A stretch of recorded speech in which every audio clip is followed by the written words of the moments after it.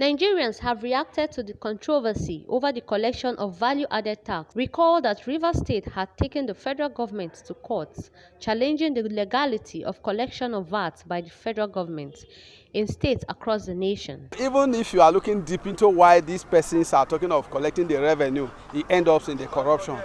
Who haven't been gathered is being pocketed by one person. Under normal circumstances, there is what we call a concurrent list. All the property owned by state is controlled by the federal government. I don't see any reason why River State and Lagos State are telling the world now that they will collect the revenue by themselves and share it within themselves. It's not done that way. The only way they can do that is to, when the constitutional amendment when the constitution is being amended, that is the only way they can have that opportunity to do that. If it's in the constitution that the federal government should collect VAT, then they should obey what the federal government, what the constitution says.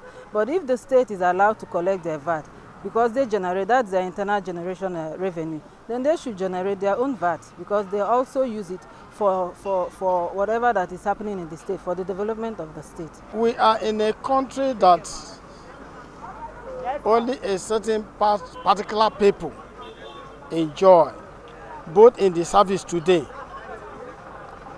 Yesterday was Yoruba man when we were in Lagos. Today Hausa have taken over.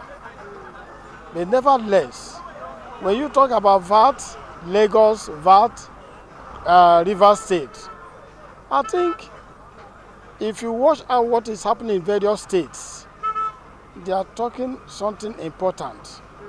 Whatever that is good for Mr. A is good for Mr. B. So the Hausas are enjoying themselves. Nobody is monitoring them. Whatever they are bringing from their own land, soil, their solid mineral resources, they are enjoying it. They are controlling it. We first of all look at what the provision of Nigerian Constitution is, and we should be properly guided on it. If it says you will go the way of Lagos and Rivers State, or if it says the federal government of Nigeria will be the one to collect the VAT, then so be it.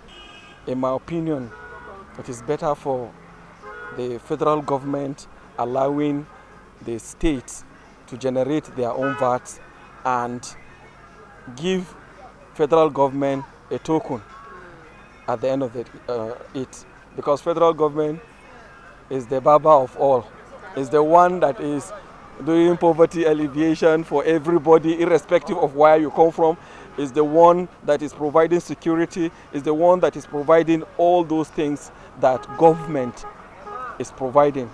So in doing that, if you give them a token, it will be good. But the bulk should go to the states. For me, as a progressive, and we all know that the president of today is the president for all Nigerians. He's not just an APC president. He's a president for every Nigerian.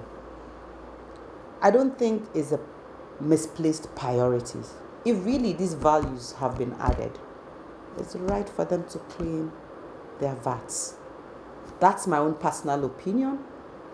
In my own opinion, I don't think even the president will have a contrary opinion if really they follow due process to do these things. If the law permits that, if the law acknowledges that, if it's in our law, why not? We all know that President Muhammadu Buhari is the president of rule of law, is the president that has great respect for the constitution of this country. So I don't think if it's within the ambience of law what they are asking for, if they're not going outside what we have in our constitution, I don't think they've done anything wrong, and I don't think they have offended the federal government of Nigeria, and I don't think they have offended the president of this country, if what they are asking for is within the content of the law. In a judgment delivered by a federal high court in Port Harcourt in favor of the state collecting VAT, this, however, did not go well as federal government took the case to Supreme Court. What is the legality of the collection of VAT by either federal or state governments? with the case in Supreme Court challenging the Federal High Court judgment which grants states the right to collect VAT. What is the hope of both parties? A constitutional lawyer, Daniel Bwala, gives the constitutional perspective of the matter. Well, what determines the collection of VAT is either the Constitution statutes, and where there is no express provision in either the Constitution or statutes, then you get recourse to the place where there is a production and supply, because generally VAT is a multi-tax stage that is levied on each step of production and supply. Now, people have politicized this issue of VAT in Nigeria. Why I say that is because, for example, it is not expressly stated in the Constitution that the federal government will collect value-added tax. There are other forms of tax that the federal government takes. There are other forms of tax that state take. But in terms of the value-added tax, there is no express provision. And so states believe that it is within their right to collect value-added tax if, for example, the means of production and services in their state. So, take for example, if you produce, let's say you manufacture goods in state A and you supply within state A, then you can support the argument that state A ought to collect the value-added tax, for the value, tax for the value that is given through the means of production and services. But the dilemma, and which is the reason why people going to the court will help the court in determining, the dilemma is that if an item is manufactured, say Innocent Motors, manufactured in Anambra State, but delivered to Kogi State. Now, manufactured or produced in Anambra, but the services are to be delivered in Kogi. Assuming Anambra State collect the tax, the value-added tax in Anambra. So what happened to the delivery of the service in Kogi? Does it mean that Kogi State will then continue to provide value for such services, or provide services for such transaction without value? And if Kogi is going to insist to collect value-added tax, then that means the I don't know what's the right economic word for the person who is engaged in the business will find himself in a situation where he will pay value-added tax in Anambra, he will also pay value-added tax in Kogi. And it's because of this confusion of the value-added tax. That's why I believe over time the federal government took control of the collection of value-added tax. This means of production and services is within the geographical sphere of Nigeria and within the powers of the federal government. So federal government collect value-added tax and deploy the monies into the various